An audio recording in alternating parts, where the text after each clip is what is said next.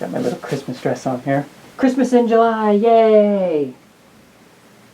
That's about as far as we're going with the Christmas theming for this video right here. So what's this video actually about? This is the final day of Cryptid Month, and we are going to be talking about the Michigan Dogman. Opening.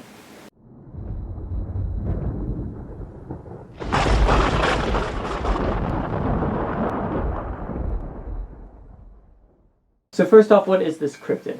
This is a half man, half dog, maybe a half man, half wolf, depending on who you talk to, I guess. Basically, I would say this is a werewolf, which werewolves are sometimes considered to be cryptids. I usually think of werewolves as more of a mythology thing because they go so far back, but I guess this is more of a modern interpretation of a werewolf. The first alleged sighting of this particular cryptid was in 1887 by a couple of lumberjacks, and from there on there are several other sightings of the creature, generally described as a sort of humanoid body with a dog head on it, which I guess that would probably spook me a little bit if I were to see something like that. I don't know, maybe it would spook me, depending on, I guess, how good the abs look. This is getting weird, and we're not making this kind of video. And then from there, I guess our Dogman would sort of go on to sort of make its place in local culture. I wouldn't say pop culture exactly, but kind of like most cryptids tend to do.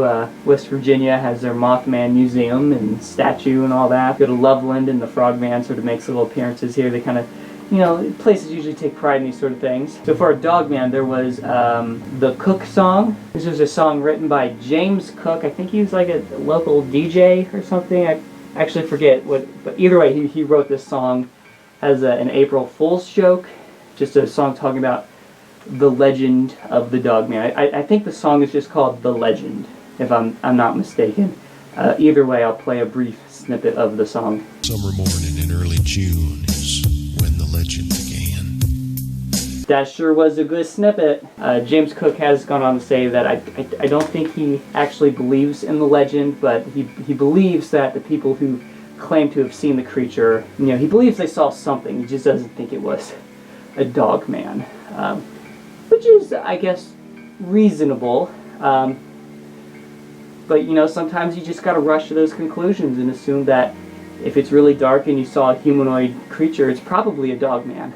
So that was one thing that came of this legend. There was also a film. What was it called? There was also a film called Dogman. Came out in 2012. I didn't watch it. I just kind of found out about it while doing research for this video. And now I'm telling you about it. Kind of looked like it was probably direct-to-video quality crap. So I'm sure it's a fine movie for that. But probably nothing that I need to rush to see.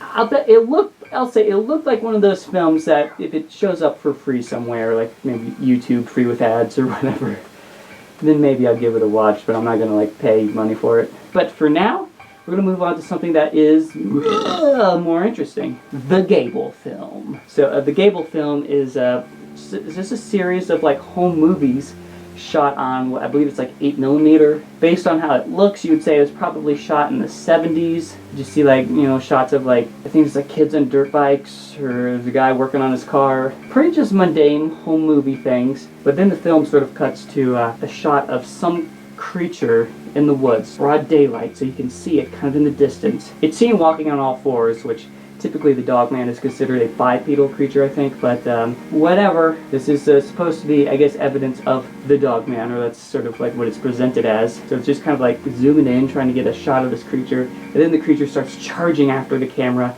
and then the guy just runs. That was the first Gable Film. Then there is a second one, which is like police footage, basically, of a crime scene. It's basically the aftermath, and they're showing a dead body ripped in half. Pretty gnarly looking, but here's the thing.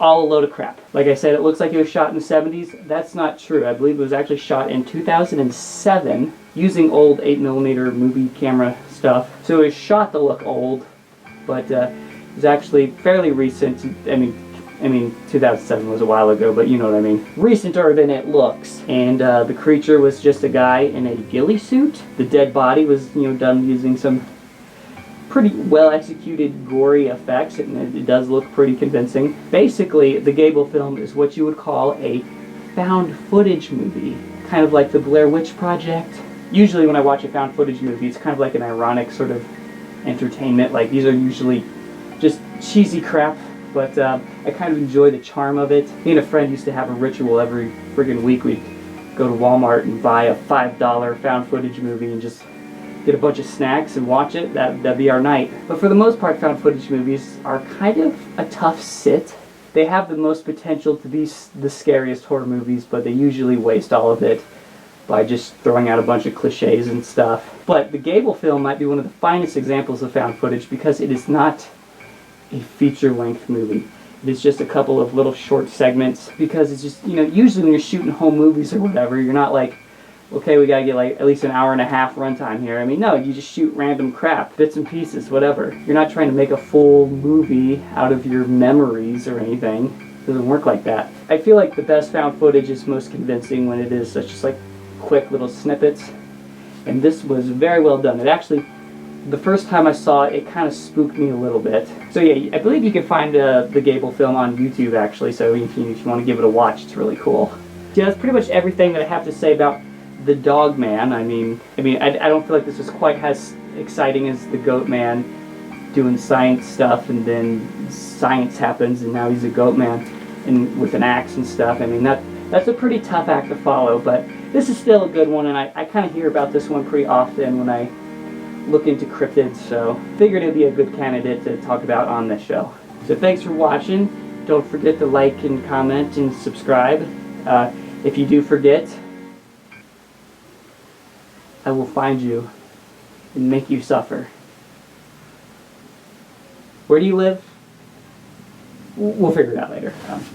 Thanks for watching, guys. Work this a little bit. I want to just kind of like get in the moment. Da-da, da-da, da-da.